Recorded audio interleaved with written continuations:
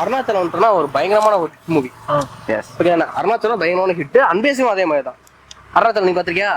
அன்பே சிவம் வந்து ரிலீஸ் ஆன டைம்ல ஹிட் ஆகல. நான் இப்ப பேசப்படுற படம் அன்பே சிவம்.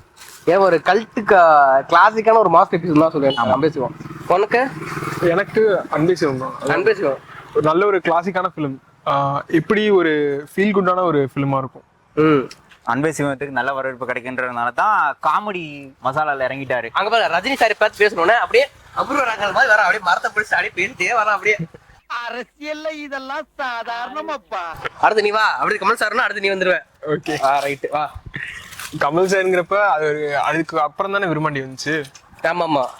அதுக்கப்புறம் கமல் சாருக்கு நல்ல ஒரு ஹிட் அதுக்கப்புறம் ஆரம்பிச்சிச்சு. சோ அவர் டைரக்ட் பண்ண படம் விரும்மாண்டி அது நல்ல இது ஹிட், சரியான ஹிட். அது செம்ம கல் கிளாசிக். வில்லேஜ்ல எப்படி ஒரு டிராமா, வில்லேஜ் டிராமா எப்படி எடுக்கணுங்கிறத விரும்மாண்டி வந்து புரிஞ்சடா. நீ ஃபர்ஸ்ட் பாக்குறப்ப உனக்கு விரும்மாண்டி எப்படி தெரிஞ்சு? எனக்கு ஃபர்ஸ்ட் பார்க்கும்போது நான் ஃபர்ஸ்ட் டிவில தான் பார்த்தேன் ஆக்சுவலி. ஆனா ஃபர்ஸ்ட் பார்க்கும்போது எனக்கு புரியல.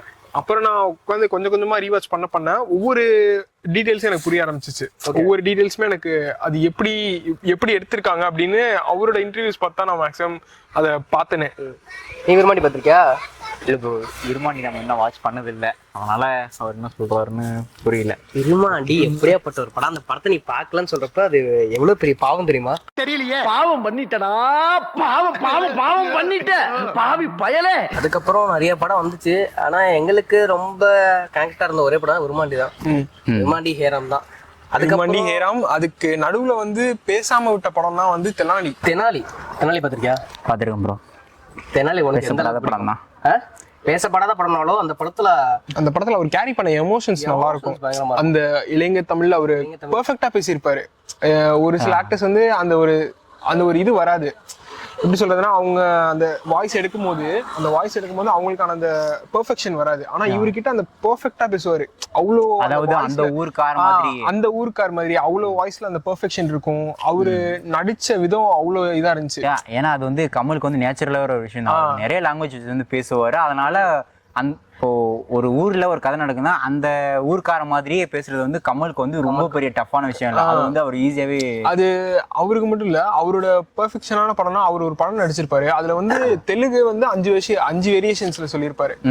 தெலுங்கு விசாகப்பட்டினம்ல எந்த ரேஞ்சில பேசுவாங்க, அப்படியே கட் பண்ணா திருப்பதியில எந்த ரேஞ்சில பேசுவாங்க. ஸோ அதுலேயே 5 வேரியன்ஸ் சொல்லியிருப்பாரு. தமிழ்ல பேசுறதுங்கிறது தனி, நம்ம ஒரு ஊர் ஸ்லாங் நமக்கே தெரியும். ஆனா ஒரு ஆக்டர் அதையும் தாண்டி தெலுங்குல 5 வேரியேஷன்ஸ் அவ்வளோ இதா பேசுவாரு. நான் எதிர்பார்க்கவே இல்லை அந்த படத்தையெல்லாம். தெலுங்கு கோசம் கிடையாது, மலையாளம், தெலுங்கு, ஹிந்தி, மராட்டி லாங்குவேஜ் எல்லாம் கூட ஒருத்தன் கொங்கு தமிழ இந்த அளவுக்கு ஸ்கிப் பண்ணி பேச முடியுமான்றத பார்த்து நான் வியந்த ஒரு விஷயம் கமல் சார்ட்ட தான். ஏன்னா கமல் சார்ட்ட நிறைய விஷயங்கள் வந்து பார்த்தா நம்ம பேசுறப்ப நிறைய ஸ்லாங் வந்து பார்த்தா எப்படி பேசுனா, அந்த தெனாலியில கூட காலர் பட்டன் போட்டுக்க மாட்டாரு. டக்கீர் பண்ணிருப்பாரு, இந்த சைடு காலர் பட்டன் போட்டுக்க மாட்டாரு. போட்டு வெள்ளை வெள்ளை வலிக்கும்னு சொல்றப்ப அந்த ஷர்ட் எல்லாம் கீழே விடும். ஏங்க அதை ஸ்கோல் பண்ண அப்படின்னு சொல்றப்ப அது பண்ண மாட்டாரு. ஏன்னா அவருக்கு பிடிச்சிருக்கு அந்த ஒரு விஷயம். அதான் ப்ரோ, சினிமாவை பொறுத்த வரைக்கும் ரஜினி சார் ஒரு ஸ்டைல் ஹவுஸ்னா கமல் சார் ஒரு லைப்ரரி மாதிரி சினிமாவை பொறுத்த வரைக்கும். கண்டிப்பா. அதுக்கப்புறம் எனக்கு பிடிச்ச படத்துல ரொம்ப நான் பார்த்து எமோஷனலா ஒரு சீன் வந்ததுன்னா தசாவதாரம் படத்துல. சோ அந்த படத்துல எல்லா விஷயமே சரி, ஒரு சீனுக்கும் எபிக்கா ஒரு சீன் கொடுத்து அந்த 10 கேரக்டருக்கும் 10 விதமான வாய்ஸ், பாடி லாங்குவேஜ், கேரக்டர் லுக்கு, ஒவ்வொரு கேரக்டருக்கும் மேனரிசம் வேறையா இருக்கும். மேனரிசம் வேற மாதிரி இருக்கும். கனெக்டிவிட்டி எங்க இருக்காது அந்த 10 ஒரு கேரக்டர் இன்னொரு கேரக்டர் வந்து நம்ம மேட்ச் பண்ணவே முடியாது. ஆமா, இப்போ ஃப்ளெச்சர் கேரக்டர் தூக்கி ஃப்ளெச்சர் மாதிரியே இருக்க அந்த ஃபாரின் பிரசிடென்ட் இருக்காருல்ல, இவரையும் பார்த்தா ஒரே மாதிரி, ஆனா அந்த கேரக்டர் இவருதான் நடிச்சாங்கிறது மாதிரியே நமக்கு இருக்காது. அதுதான் சொன்னேன், கமல் சார் வந்து ஒரு லைப்ரரி அப்படின்னு சொல்லிட்டு. அவர் ஒரு ஏத்திஸ்டா இருந்தாலுமே அவரு அந்த ஹிந்துயிசம் பத்தியும் பகவத்கீதை பத்தியும் கருட புராணம் பத்தி நிறைய ரிசர்ச் பண்ணி அதுல இருந்து தான் அந்த தசாவதாரம் ஸ்கிரிப்டை டெவலப் பண்ணியிருக்காரு. அதுலயும் சயின்ஸ் பேசியிருப்பாரு, பாலிடிக்ஸ் பேசியிருப்பாரு. இந்த மாதிரி நிறைய நாலேஜ் அவருக்கு இருக்கு. சினிமாவை தாண்டியும் ஒருத்தர் நிறைய விஷயம் தெரிஞ்சுட்டு இருக்கிறதுனால தான் அவர் நான் ஒரு லைப்ரரின்னு சொன்னேன். சிவாஜி படம் பார்த்துருக்கீங்க? நீ பார்த்துக்கிட்டா? Wonderful film bro.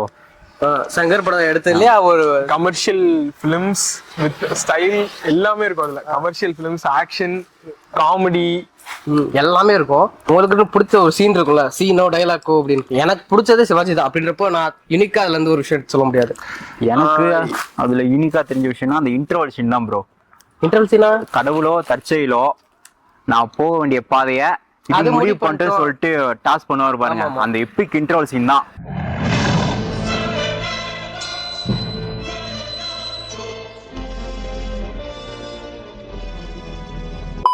வேற மாதிரி அவர் கேரக்டர் சேஞ்ச் ஆகிற ஒரு விஷயம். இது வரைக்கும் சட்டப்படி தான் எல்லாத்தையும் பண்ணுவேன், நியாயப்படி எது அந்த மாதிரி, அதாவது ஒரு அமைதியான வழியில போகணும் அப்படின்னு சொல்லிட்டு இருக்க கேரக்டரே அந்த காயின் டாஸ்க்கு அப்புறம் இன்டர்வலுக்கு அப்புறம் ஒரு அவதாரம், ஒரு புரோட்டகனிஸ்ட் வந்து பாத்தீங்கன்னா ஒரு ஆன்டகனிஸ்டா மாறுற இடம் அந்த இடத்துல. அது எபிக் இன்டர்வல் சீன், அது எனக்கு ரொம்ப பிடிச்ச சீன்.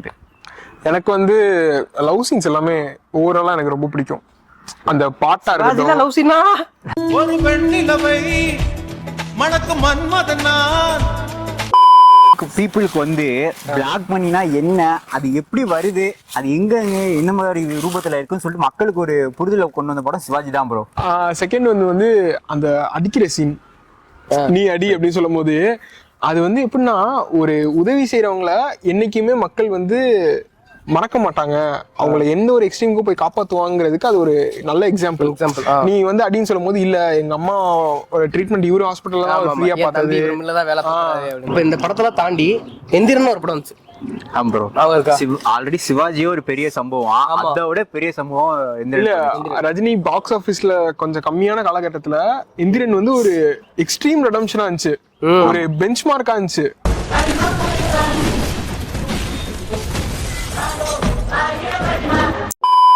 இந்த ஒரு யாருமே கண்டுபிடிக்க முடியாத ஒரு கான்செப்ட், என்ன கான்செப்ட்னே தெரியாம மக்கள் படம் பார்க்க போனதுக்கு மாஸ்டர் லெவல் எக்ஸ்பீரியன்ஸா இருந்துச்சு. அப்ப அந்த ட்ரெய்லர் வந்து அவ்வளவு பெருசா ரீச் கிடையாது. இப்ப இருக்க யூடியூப், இன்ஸ்டாகிராம், ஹோப், ஹாப் எதுவுமே கிடையாது.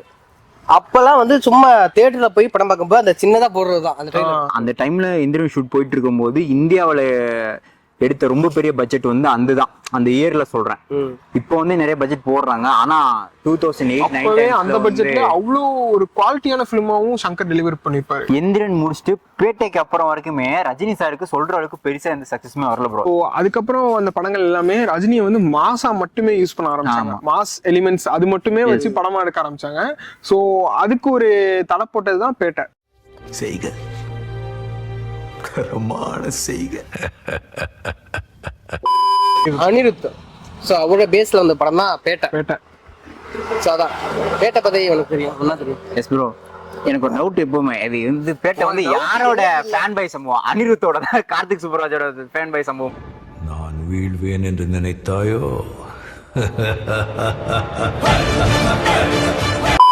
ரெண்டு பேருமே ஃபர்ஸ்ட் படம் ரஜினிக்காக பண்ற ஃபர்ஸ்ட் படம். ஆமா, சானாவ கம்பேர் ரெண்டு ஃபேன் பை சம்பவம் அது கம்பைன் பண்ணி வந்ததுதான் பேட்டை. நீ பெருசா நான் பெருசாங்கிற மாதிரி அவ்வளவு இதா பண்ணிருப்பாங்க. கார்த்திக் சுப்ராஜ் வந்து அவர் ரஜினி பார்த்தா வளர்ந்து அவரோட பிலிம்ஸ் இன்ஸ்பிரேஷனா வந்துச்சுதான் அவர் டைரக்டரே ஆனாரு. ஆமா. சோ அதுல வந்து எப்படின்னா ரஜினிய பெர்ஃபார்மன்ஸ் படியும் சரி மாஸ் படியும் சரி ஈக்குவலா கொண்டு போயிருப்பாங்க. ஆமா, மாஸ் எலிமெண்ட் மட்டுமே எடுக்காம பெர்ஃபார்மன்ஸ் மட்டுமே எடுக்காம ரெண்டும் ஈக்குவலா இருக்கும். சோ அது வந்து ஒரு அந்த படத்தோட கிரேட் சக்சஸா இருக்கும். பேட்டைக்கு இவருக்கு எப்படி ஹிட் கொடுச்சோ அதே மாதிரி கமல் சாருக்கு ஒரு படம் ஹிட் கொடுத்துச்சுன்னா விக்ரம் தான். ஆரம்பிக்கலாங்களா? ரஜினிக்கு எப்படி ஒரு ஃபேன் பாய் சம்பவம் பேட்டையோ அதுக்கு நான் பண்றேன் அப்படின்னு சொல்லி இந்த சார்பட்டாளர் வாத்தியார நான் போடுறேன் அந்த மாதிரி லோகேஷ் எடுத்து ஒரு இது மாஸ்டருக்கு அப்புறம் வந்து அவருக்கு ஒரு பெரிய படம், அவர் கரியர்லயே பெஸ்ட் படம் அதான். ஆமா, அது மட்டும் இல்லாம விக்ரம் பொறுத்தோட ஒன்லைன்ல அந்த ஒன்லைன் ஆக்சுவலா லோகேஷோட தான் இல்ல, அந்த லைன் ஒன்லைன் வந்து பாத்தீங்கன்னா கமல்ஸோட ஒன்லைன். அந்த ஒன்லைன் என்னன்னு பாத்தீங்கன்னா, சார் நீங்க இதுவரை பண்ணாத ஒரு விஷயம் ஏதாவது பண்ணிருக்கலாம் அப்படின்னு சொல்லிட்டு அவர் பண்ண விஷயம் தான் விக்ரம்.